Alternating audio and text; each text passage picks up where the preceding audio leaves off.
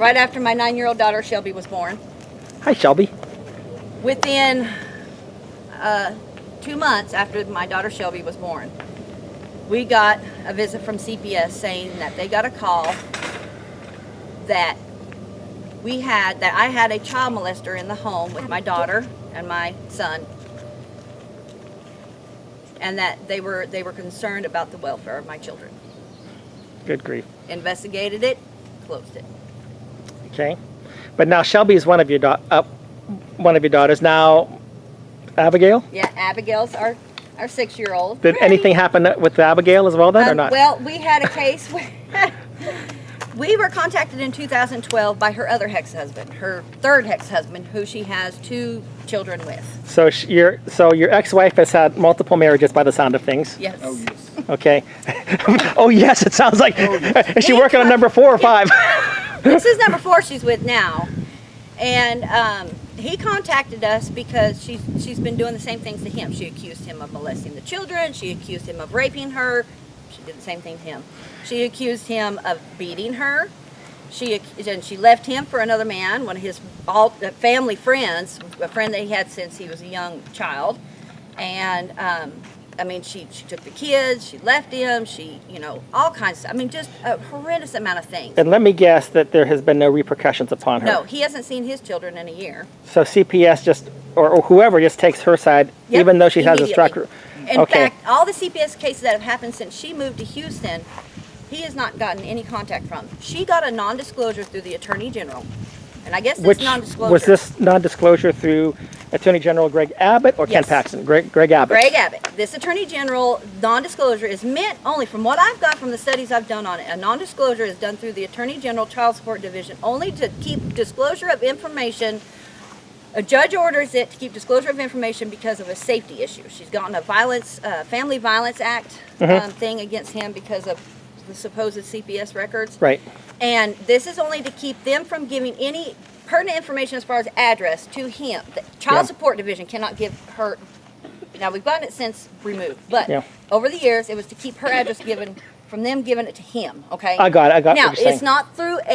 it's not through a court of law for visitation. Right. But she's used it. She's taken it to school. Said he's not allowed to have any. She's used it kind of like a restraining order. Only that's not what it is. Right. It's not that at all. She's used it. She's taken it to CPS, said he's not allowed to have any information. We have her on phone recording saying that he is not to know anything about Toby, not to have any pictures, not to know where she is, not to know what school she goes to, nothing. Wow, that's amazing. Hey, as long as we've met your 2 children, maybe Sure. Kristen, you want to come in? He's good nerdy. Working on cars today. Well, I'll tell you what, I really appreciate it. I really enjoyed talking with you earlier about your career. And to me, you sound like a stand-up guy. He is. And He's not your typical 19-year-old. no. And what are you doing right now? You said you're taking mechanical engineering. Yes, sir. I'm going to college right now. I'm going to the local community college over in Athens. Okay. Ready to go to university? Is that TVCC? Yes, sir. Yes. Yeah, I used to teach for TVCC. Long time ago. But anyway, we won't go there. But anyway, go ahead. But anyways, I just finished my last semester there. I plan on going to UT Tyler or UNT this next semester. Wonderful. Under the first semester, I'll be on my own. I have to pay for it. Mhm. But after that semester, I'm hoping to be granted into the U.S. Navy's NUPOC system. And NUPOC is? Nuclear Propulsion Candidacy, Officer Candidacy Program. Okay. And I plan on getting my degree in mechanical engineering from that, and then go on to serve as a nuclear engineer for the U.S. Navy. Officer, Absolutely. Officer. Well, I'll tell you what. Like I said, I enjoyed meeting you. You don't have to stick around if you want, but I just wanted to say it was great to meet you, and you sound like you've got everything together. I'm sure you've seen a lot of turmoil and craziness that you're probably it's been you're crazy over the years, He has seen and a lot. hopefully it comes to an end soon. So let me ask you a question then. I mean, you seem crazy. How does it affect you? It affects me big time. When I was in elementary, the CPS come and pulled me out of class, 2 or 3 times to be interviewed. asked him about him and being sexually abused They asked you about that. They come and pulled me out of class. in the middle of class Wow. without my approval. Wow. And what else did they do? I mean, okay, so, I had no idea about this, but I mean, you've got to be thinking growing up, it's not a normal situation that you're growing up in. No child should have to be not even asked once, let alone several times throughout the years by CPS. The same CPS person that interviews me every time asks the same questions. So they're trying to get you to almost make up something, Yeah. looking for you to say something that would, Incriminate him. yeah, The man, his dad lives in Massachusetts. Since he's come into his life at 6 years, well, he was 5, almost 6. This man's not trying to fill his dad's shoes, but he's raised him. right, I And understand.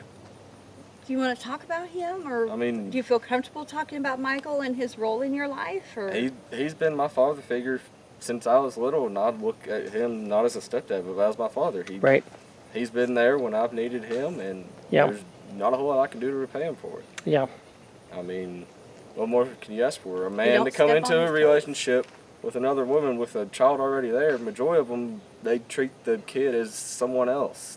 yeah, They don't treat them as their own. But with Right. him and his family, I've been treated as one of them. wow, that's, And when he came into my son's life, there was no men in my life. It was Right. just me and him. Right. And so when he came into his life, it was like, a man, you know? Yeah. I mean, it was so neat because it was just, he just followed him around and all he wanted to be was just like him. Yeah. And it warmed my heart. And there's no tension between his dad and him. Mm-hmm. When we had graduation down here, his dad and his family came down. His dad said, no, you raised him, you sit down on the floor, I'll sit up in the stands. And my husband said, no, you haven't been around and watched all this stuff grow up Yeah. with him. You sit down there and you watch. Yeah. You watch this. Yeah. This is your opportunity. You Yeah. came so far, you watch. wow, that's really something. It's really something. So Abigail and Shelby have a sister. Yes. Shelby, Abby, come here, baby. Come here. This one grew up knowing her as a sister too. Okay, He went So- on trips with us to Houston when we tried to get her on his Yeah. weekends. So- Come here for a minute. Hey, this is your brother, right? Yes. Do you guys have a sister? Yes. Who's your sister? Toby. do you love her? Yes. Yes. Do you get to see her very much? No. So it's not just this whole thing, it's not just targeting the father, it's targeting an entire family. It's targeting sisters, it's targeting a brother, it's targeting a good stepmom. And I know that as- Her grandpa, her papa was in there, and he hasn't seen. She told him, his ex told his dad when they split, you'll never see her again. so you're talking about grandparent alienation. And you know, I don't know if you're aware of this, but today is actually Grandparent Alienation Awareness Day, June the 14th, and tomorrow is Elder Abuse Awareness Day. You know, there's a reason that grandparent alienation awareness is the day before the elder abuse, because it is a form It is. of elder abuse. These things that you're talking about, how one person, or maybe one person with some people to help out, can destroy relationships and alienate fathers, mothers, sisters, brothers, grandparents, aunts, uncles, is incredible. We are in Texas, in case anybody doesn't know. I know that some people have tried to contact the governor's office here. I know I personally contacted the governor's office and spoke with somebody yesterday to say, can we recognize Grandparent Alienation Awareness Day? And for whatever reason, the senior staff decided that that wasn't a priority.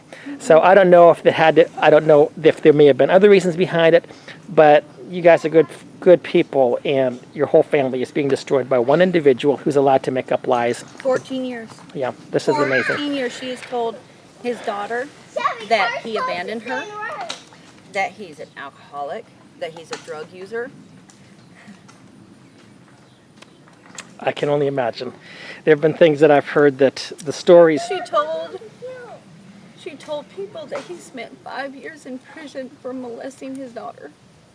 He worked for the prison for 5 years. As a correction. These two little girls love their daddy, and for her to spread those lies about him being a child abuser, a molester, Yeah, all that is horrible. yeah, And for one child, for this young girl who's going to be 17 in November, to believe that a man did that to him. yeah, I'm a survivor of being molested. I'm a survivor of being abused as a child. To have it happen to you is bad enough, but to believe it happened to you, why are you doing that? Why Right. are you going to destroy your innocent child's life Yeah. with such lies? Yeah. Yeah. And she's sick. The woman's sick, but you can't convince anybody to get her help. She was supposed to have a psychological evaluation during the last CPS case. And of course, yeah. So, well, all I can say is that from what I've known of CPS, and I am a little bit biased against CPS, I think that they have a place. There are instances where they do need to intervene. It seems that often they pick on families that are easy picking with no reason, and the real tough cases, they're negligent. Yeah. And they, in my case, for example, with my grandchildren, I can hardly speak of it still. 2 years ago, my youngest grandson was taken to the hospital, and somehow I was falsely accused of making a report to CPS against them. CPS knew that I didn't do it. CPS actually was grateful and relieved that my wife and I were in their lives. And when I begged them, please tell my daughter because she's believing this stuff, CPS said, well, we don't care about the dynamics of the family. All we care about is the children. And Well, I thought, let's destroy 'em all. how arrogant you are. I'm the one who spent hours and hours and hours babysitting them, watching them, spending thousands of dollars on them, making sure their needs were taken care of, helping them with medical issues, and you're going to tell me that you love them better than I do. No. And that's where there is very little accountability in CPS. And even this past session, we are supposed to believe that we're fixing the problems of CPS. So we've now moved from an F grade to a D minus, maybe a D if you're lucky, and now we've fixed the problem.